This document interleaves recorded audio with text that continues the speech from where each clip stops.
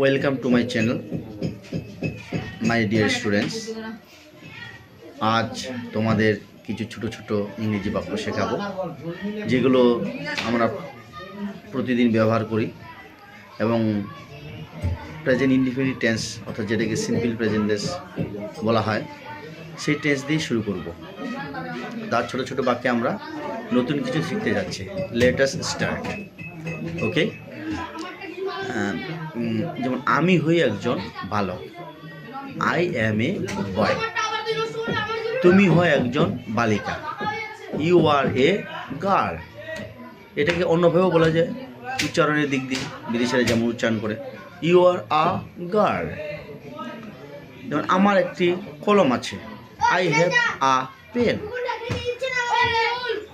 আমি প্রতিদিন বাজারে যাই, I go to the market everyday.